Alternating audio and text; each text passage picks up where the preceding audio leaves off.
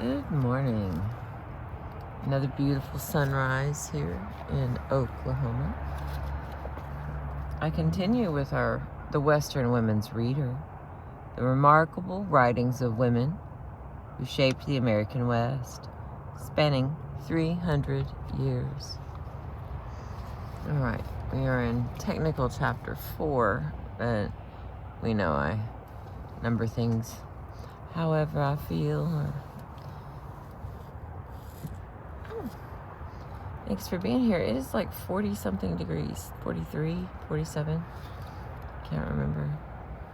Cold for me. Dog's fine though. All right. Hard Scrabble. All one word. I left my house without my regular glasses this mañana. So here we go. Hard Scrabble. Emerson and Thoreau, Willa Cather and John Muir provide us with landscapes where abundance is the reward for raising the city on the hill, and Thanksgiving is the national ritual for remembering the blessings of a rich land.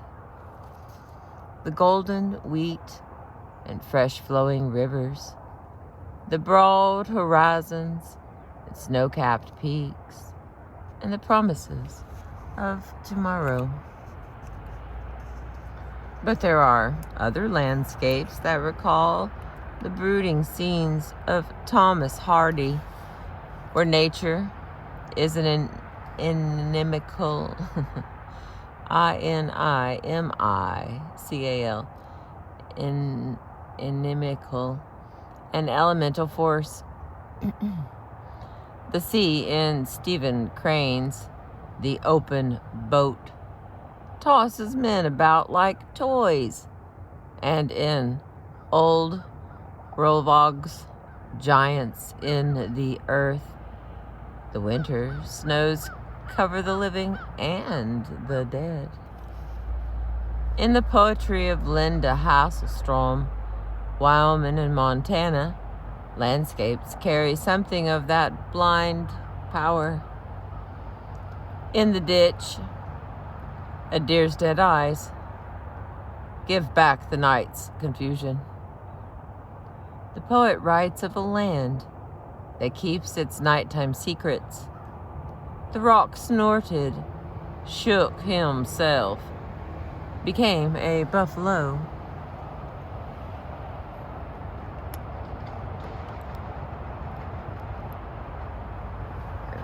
Okay. And Americans know still other haunting images, like those in Steinbeck's Grapes of Wrath, and in Aggie and Evans' Let Us Now Praise Famous Men, where men and women are captive to despair. In that other tradition of nature writing in America, nature is a hard Scrabble place that sucks away the spirit.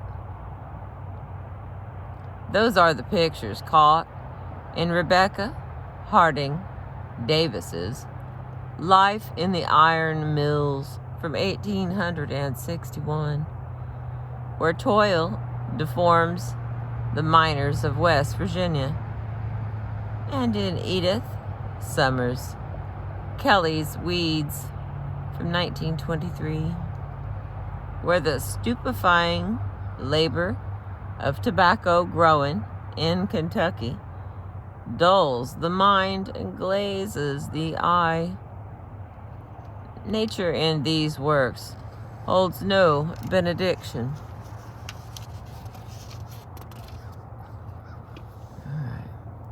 In Daughters of Earth and Old Jules and Second Hoeing, the land only offers starve to death farming and starve to death mining, and for women and children, The West means isolation and loneliness.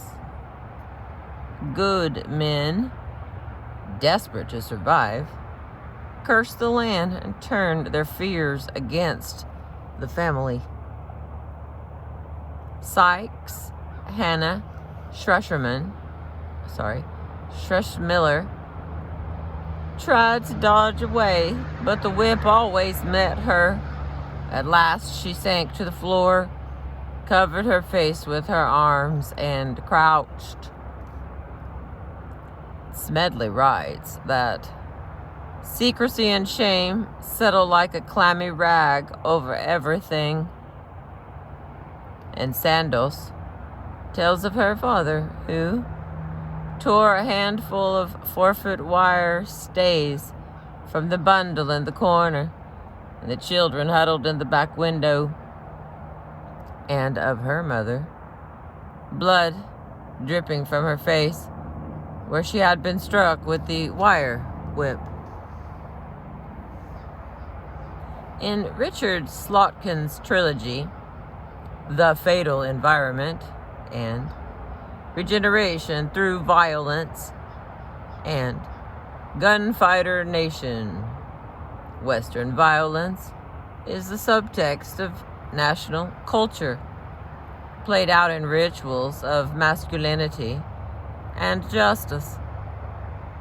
But in the work of Sandoz, Sykes, and Smedley, domestic violence has no regenerative reward.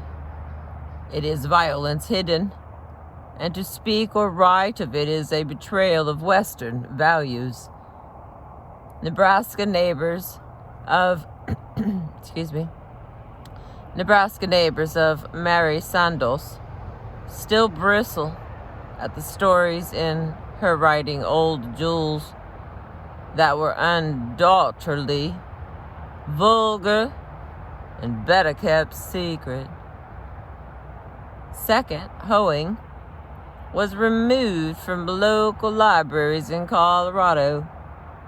As they are gathered in this chapter, the novels pose questions which, if they are not exactly new, still raise troubling thoughts. Just when we thought we had figured out how the West has shaped the national identity.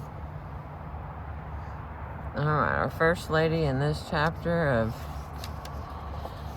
Hard Scrabble, all one word. Here we go.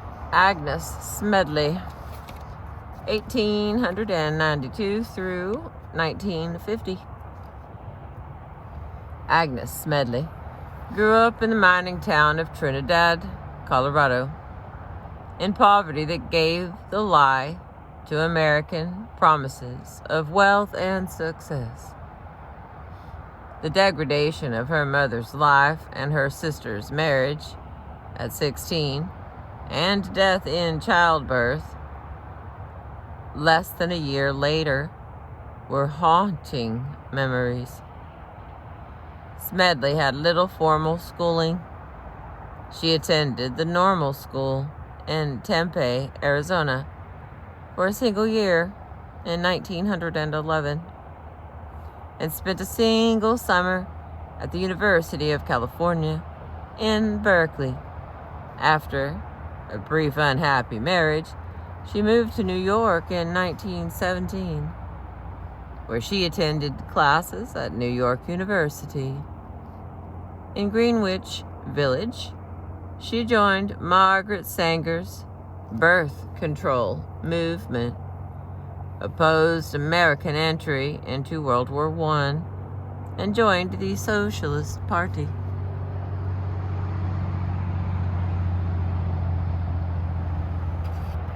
Like Emma Goldman, Smedley became a political radical. She supported India's independence from British rule, and in 1918, she was arrested and held in the Tombs in New York as an agent for Indian nationalists.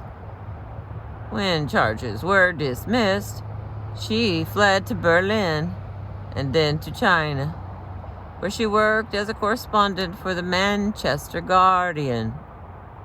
She traveled with the Red Army during the Sino-Japanese War, filling war dispatches as she moved. In 1938, she wrote, "I lay ill of malaria and malnutrition for nearly 3 years. For whole days I remained in a coma, unable to move or speak, longing only for oblivion." It was at that low point in her life that she began to write Daughter of Earth, trying to purge awful memories and as a testament to those of the earth whose life is a struggle for survival. The Chinese women who stormed the opium dens were sisters to the women and children who worked for the Rockefellers, Colorado Fuel, and Iron Company of her youth. In her writing Daughter of Earth, Smedley tells of her mother's unrelenting work and the physical abuse she suffered at home. But she tells also of the moment of resistance when women in the town voted for the first time. Her mother refused to tell her husband how she had voted. Her silence against his towering rage marked the beginning of a new determination, never to be beaten again. In the 1930s and 40s, Smedley published 5 books about China, and she wrote for the American magazine, The Nation.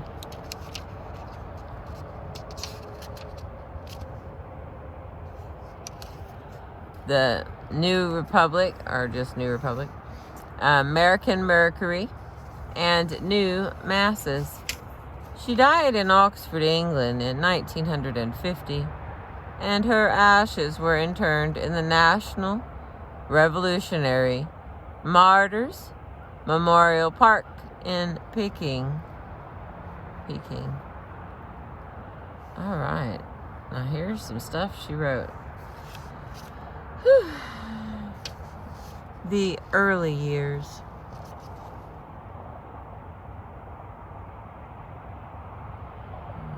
I'm pretty happy with that.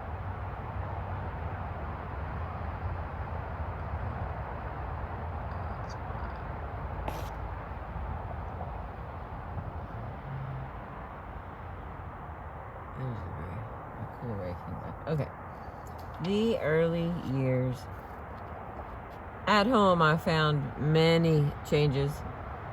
We now lived in a little frame house of 4 rooms. Helen and Annie occupied one of these alone because they worked and paid for their board and room. Annie pretended to be very grown up. She refused to work in the house or to respect the opinions of my father or mother. And Helen was taken on the ways and speech of a city girl. She stopped saying ain't and used to have or have not. As sensitive as a photographic plate, she was taking on new manners. She bought sheets, and she slept in thin nightgowns instead of in her underwear like the rest of us. My mother respected her mightily and seemed to identify herself with her in all that she did. Perhaps through Helen she was living all that was denied her in her own life. On Saturday nights, I would often hear the two of them arguing. And there's a little ... separation here, and then we continue on. This is from Agnes Smedley's writing from Daughter of Earth, 1929. Just a gentle reminder. Alright, here we go. The church stood on Commercial Street, the main thoroughfare that twisted its way like a snake through the city. It was also a part of the ancient Santa Fe Trail. The church and the saloon were the two landmarks on Commercial Street. The saloon was across the street from the church and a little way up the hill. There I could find my father at all times when he was not at work. It was a small one-story building with swinging doors, and behind these doors men gambled, drank, and swapped yarns. Next to it stood the cigar store, in front of which men lounged, smoked, and spat all day long, exchanging obscenities and blasphemies.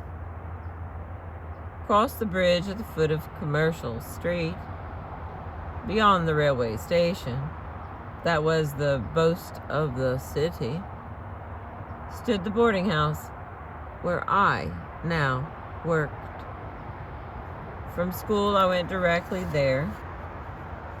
Its owner, Mrs. Hampton, was a young widow whose beauty and cooking made it possible for her to charge such high prices for board and room that only firemen or engineers in the railway could afford to live there.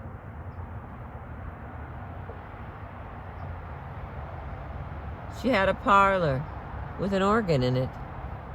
Her bedroom was big and sunny and was connected with it, for she was a luxurious lady who demanded the best for herself.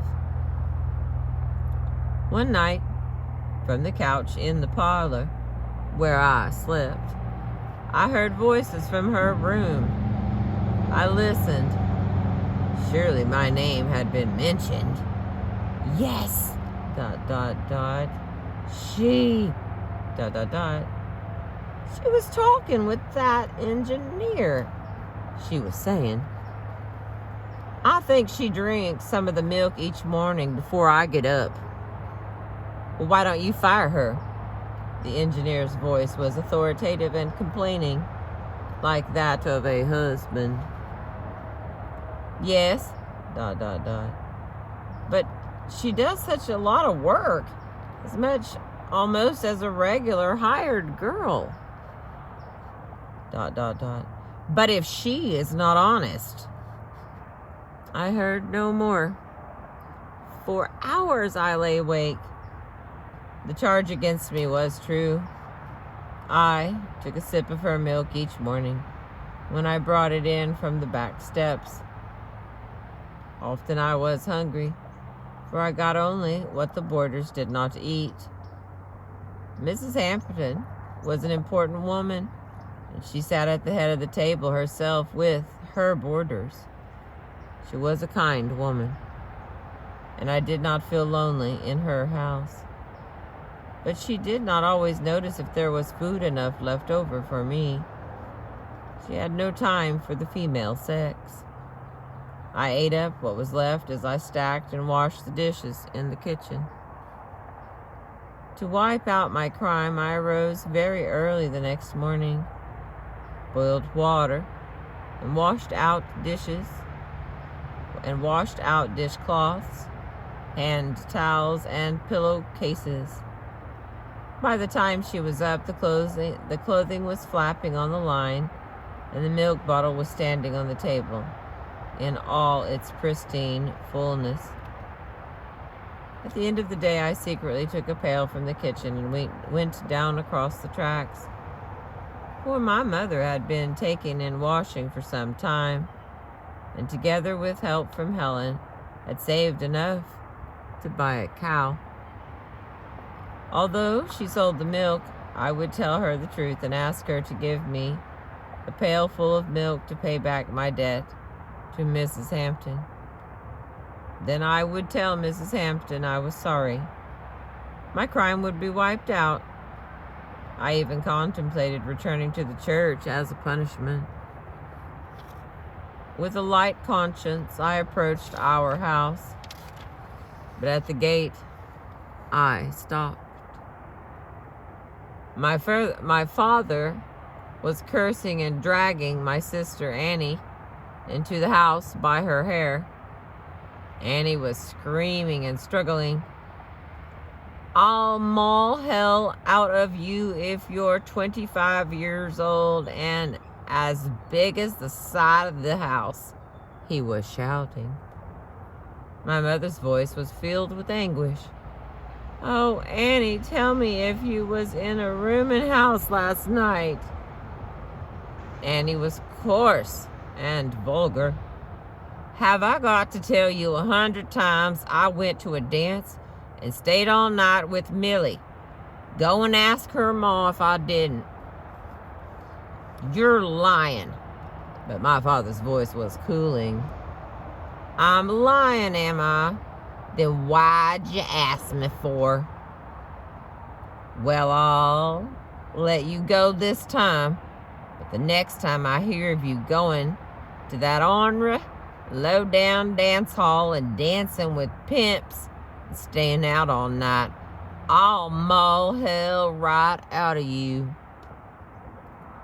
You look out for yourself, Pa, and I'll take care of myself. You're always in the saloon. You ain't got nothing to say to me. I'm making my own money now." Annie was 15 and a woman of the world. And by the standards of our world, a woman who earned her own money was a free woman. Only married women had to take orders.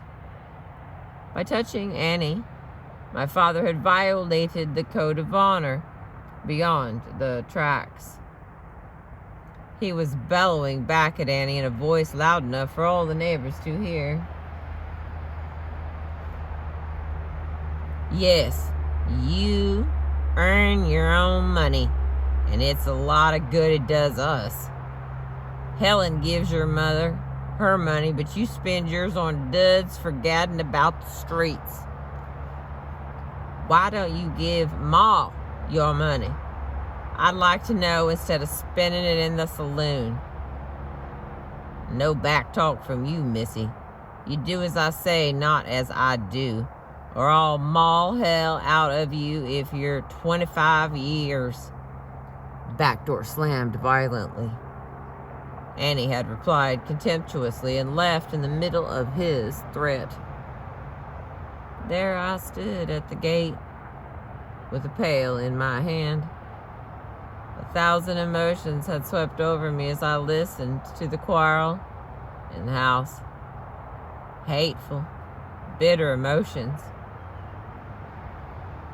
Memories rushed to consciousness, forming an indistinct, vague picture of repulsion.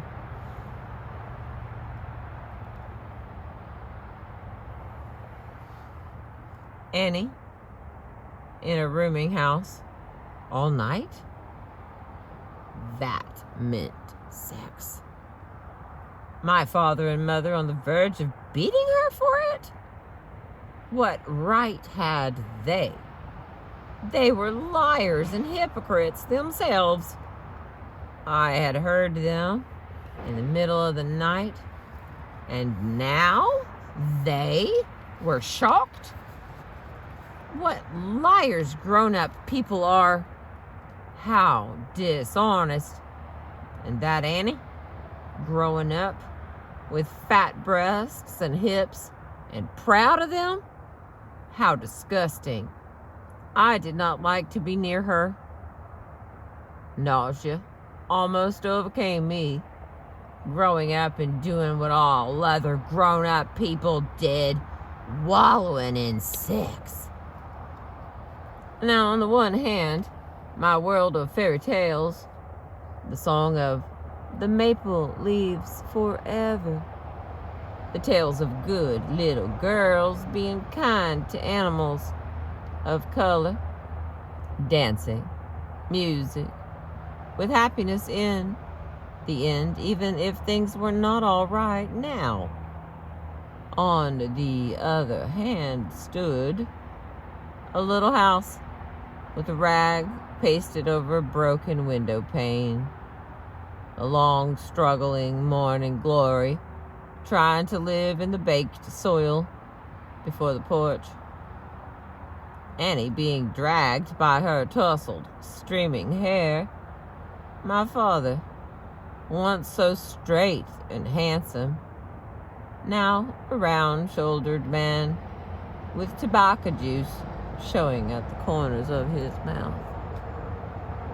Turning, I retraced my steps without even opening the old gate leading to the yard. Along the banks of the Purgatory, over the tracks, across the arroyo flowing into the river, past the roundhouse, back to Mrs. Hampton's. I crept into the kitchen and replaced the pail on the shelf. Then I went to bed and waited. We got a little skip space here, and then we continue. Whew! There's quite a few pages left, my babes. Here we go. Mrs. Hampton was saying, actually, a little bit.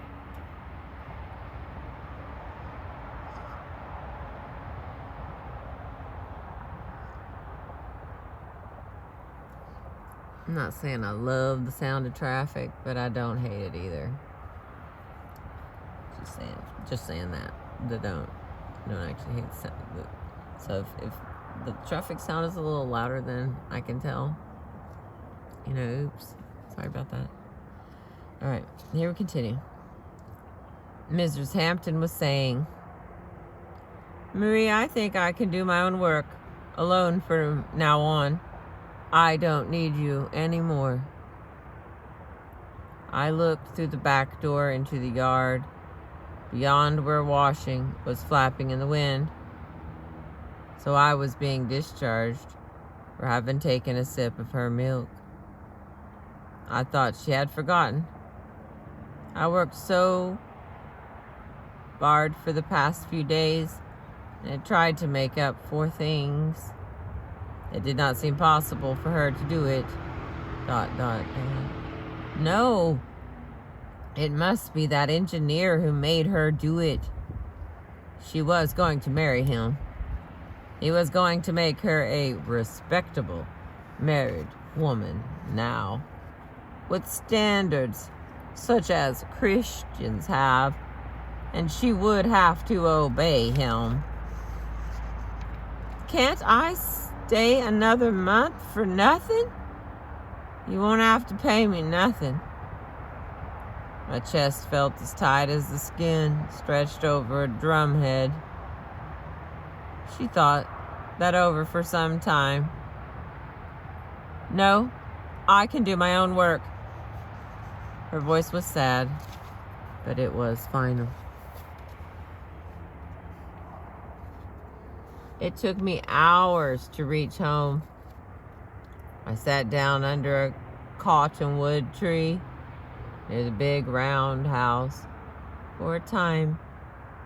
And then when it was darker, under a weeping willow hanging sadly over the arroyo, I knew I had either to make up a story or get a whipping from my mother. She would scream that she would stomp me into the ground if she ever caught me stealing again, or that she would whip me until the blood ran down my back. I'd have time to think, to get rid of the weight in my chest. Perhaps it would be best to jump in the river and drown. Then Mrs. Hampton and my mother would be sorry. The river rolled on mercilessly, dark and troubled against the gleam of the gray sand bank beyond. It was talking to itself. How strange that voice. It was like the night of the flood, when it rushed upon us. This was one thing that you could not make love you. It was worse than an animal. That voice. Fear held me back. I could not trust a thing with no feeling in it.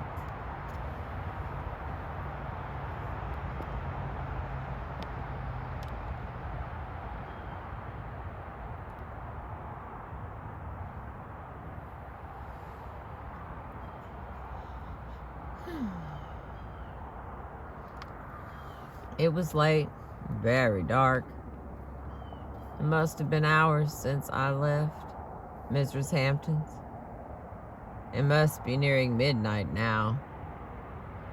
I dragged my feet homeward, up to the kitchen door, and pushed it open. I didn't care about telling a lie now. But what was wrong? Helen and Annie were standing together near a corner where it was darkest. My mother was sitting on a chair, her head in her arms, her body shaking with sobs, like a bull ready to charge. My father stood near the door. They all looked up as I came in. My father saw that my eyes were on my mother, and he perhaps remembered that I could never endure her weeping. Perhaps he felt in a weak position, as if he were author of his misery, for he shouted at me, "Look, Marie, at your Aunt Helen. I caught her laying in the corner of the porch with that dago beau of hers, paying for that there brooch on her dress and for her fine duds. That's what she been doing." "John, what in God's name do you mean talking to a child like that?" my mother gasped in horror. "She's got to know what kind of sister her mother's got. That's what." There was silence. Within my school, it seemed that a brush had made one complete sweep. I could hear it as it made the circle. We all stood where we were. Helen's face was filled with white bitterness. "You, John Rogers, to talk like that. You treat Ellie like a dog. You've got nothing to say to me when you spend all your money in the saloon. God, you? That's a whore too." Helen rushed at him with a wild scream, like a flash of lightning. Her hand struck and left a bloody streak down one side of his face. Then he caught her arms and held them savagely high in the air. She, frail as she was, struggled, viciously kicking at his stomach, trying to reach him with her teeth. Only by the most violent effort could he hold her from him. My mother arose and in terror ran to them. She put her arms around the writhing Helen, stroking her hair and clinging to her. "Let her go, John. Helen, Helen, little sister, come here to me." She separated them and dragged Helen, white and panting, to the other side of the room. "Taking the part of a whore again, your own husband?" Helen made another lunge, but my mother's arms were around her, and the weight of her body stayed the rush. "Ellie!" Helen was panting like an animal. Let me go, Ellie. She and my mother rocked with the struggle. But my mother clung fast. Over her shoulder, Helen turned her white face to my father. If you call me that again, you low down dog, I'll choke you to death with my own hands, and Ellie can't stop me. My mother's trembling voice tried to soothe her, stroking her lovely bronze hair and her white cheek. But Helen's voice came low and passionate. And if I was a whore, John Rogers, I want to know who made me one. You, John Rogers. You. Ellie ain't bad enough for money to buy grub and duds for herself and the kids. I'll give her my wages each payday. Yes, and you know it. If 'twasn't for my money, she'd have starved to death. You in the saloon, you coming home on Saturday night when every cent's gone, then lying or threatening if she complained. How do you think she is gonna live? Washing? Damn you. You're an ornery, low-down dog. You call me names? You? Where did you think I could get money for my duds? I won't go in rags. I won't get married and let some man boss me around and whip me and let me starve. I've got a right to things. If I'm a whore, you made me one, John Rogers. You.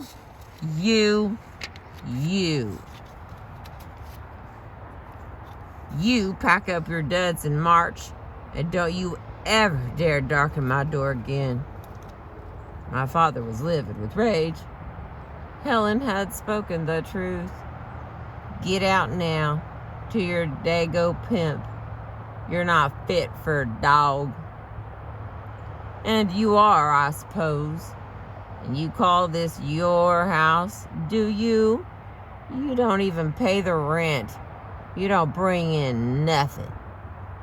Get out of my house or I'll throw you out. My mother had her arms about Helen. If she goes out in this night, John, I go with her. You're a nice wife to talk of going out in the streets with a woman like that. You let her go and come here.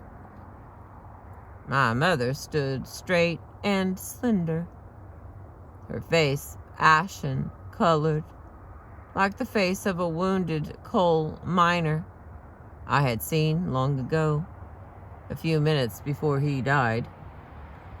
Her blue-black eyes glistened. Where had I seen such horrible eyes before? Come here, my father bellowed at my mother, but she stood with her arms about Helen. You come here or I'll break all the furniture in this goddamned house. My mother continued standing in icy silence, her eyes glistening. With a grunt, my father flung out of the back door, and we heard him fumbling in the dark. Helen's voice was tense with passion and misery. I'll go alone, Ellie. I'll go alone, Ellie. I'll go now. John will break up everything you've got, and then he might kill you. He can go, not you. He won't go. He'll kill us all first. Then let him break up everything, and I'd rather be dead than alive anyway. Don't, Ellie. I'll go.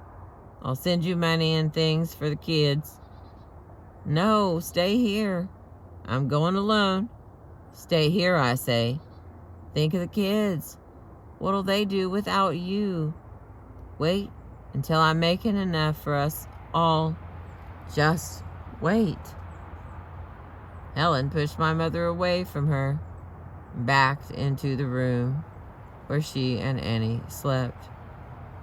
Annie crept in after her, and the key turned in the lock.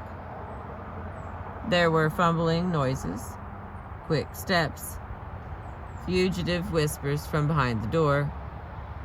My mother had sunk to the floor in a heap and lay face downward with her head in her arms. Her breath came in hard gasps. The back door opened, and my father trampled in with an axe in his hands. His eyes fell on my mother on the floor. He stood listening. From behind the bedroom door, hasty steps were moving about. He lowered the axe to the floor and waited.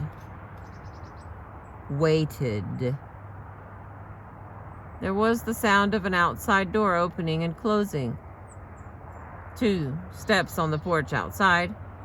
1 step downward onto the hard earth. 3 steps more to the street. The old gate, hanging on one hinge, squeaked and flapped, too, with a dull, rotten sound, as if a spirit had passed that way.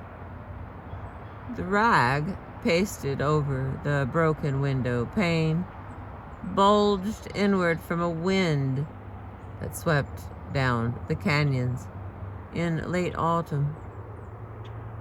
My father breathed heavily, turned without a word, and slammed the kitchen door behind him. The click of his steps crossed a ditch leading toward the railway tracks. The tracks that wound through the city within a few steps of the saloon. The silence of the kitchen was broken only by the beat of my mother's sobs, as if they had always been and would always be.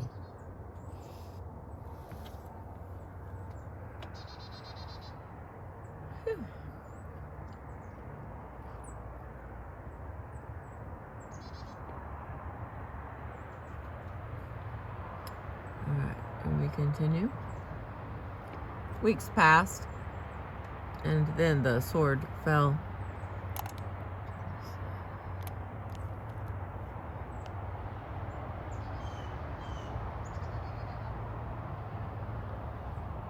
Okay, there we go. Weeks passed, and then the sword fell. My father carried out his oft-repeated threat and left home. He knew my mother was too frail to support us all. No word had come from Helen. After my mother had defied him about Helen and showed with each passing day that she no longer cared for life, he had become more and more violent. At night I heard hard, bitter weeping, but the door leading into their bedroom was locked. The horror of uncertainty hung over everything.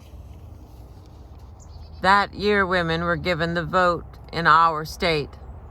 My mother's chin raised itself just a bit, but she held her peace. She was not a talking woman. "How are you going to vote?" my father asked her. She did not reply. Quarrels followed. He did the quarreling. At last a weapon had been put into her hands. At last she felt it so. He threatened her, but still she would not answer. On election day, he threatened to leave home if she didn't tell him. But without answering, she walked out of the house as if he did not exist. That night he asked a question that was a command. "Do you mean to tell me how you voted or not?" "I don't mean to." The next morning, she stood on the kitchen porch, and he sat in his wagon outside. holding the reins, ready to drive away. My heart was heavy and I felt sick. He asked one more question, but she just stood quietly, with her hands folded, and did not answer. Then he went. My mother's frail body braced itself anew. She decided it was better to go out to wash instead of taking washing in at home. Or when she went out, she got coffee and dinner. It saved food. Each morning she crossed the purgatory to the comfortable homes, bordering regular streets, with the high school rearing its head amidst them. She knocked at back doors and informed women that she did very excellent washing and ironing. Thus she became a regular washerwoman. Each morning she left home at 7, and she returned at 8 at night. Her charges were $1.30 a day. Yes, she said, she was frail, but she washed things white. All people had to do was to just give her a trial. The women looked at her eyes and wistful face and shook their heads. But then they saw her hands, big veined and almost black from heavy work. That convinced them. She washed all that winter. At night she was, as she herself admitted, tired as a dog, but never too tired to relate in detail. Just the kind of quality of food she had had for dinner. It was sent to the wash kitchen on a plate, to her. She sometimes had meat.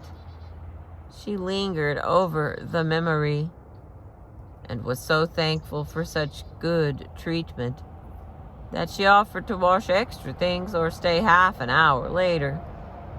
The only thing that worried her was the neuralgia pains that tortured her in the face and head.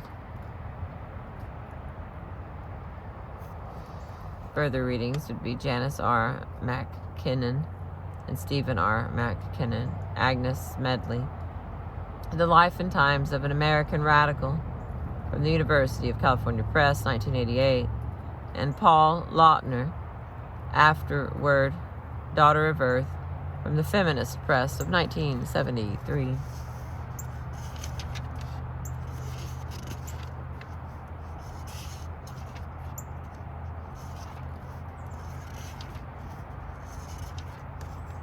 Oh, wow. This other one is very long. Interesting.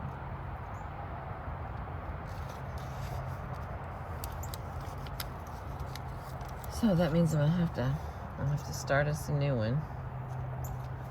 This one's at 49 minutes right now. But I want to thank you for being with me. You know I appreciate you.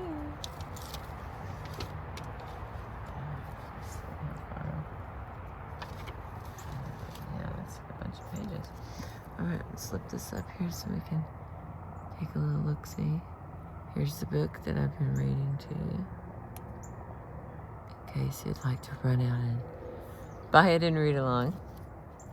That is totally a joke. I don't ever expect anyone to do that. Yes, I do change some things, but it's not because I read it at the time.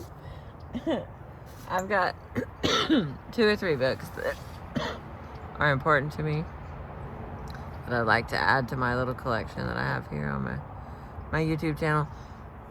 But the universe has not allowed them to, pop out of hiding yet. They're currently on, hidden and hiding. So when they get here, I'm going to be super excited. So thank you for being with me today. I appreciate you sharing your time with me, letting me read to you. Thank you.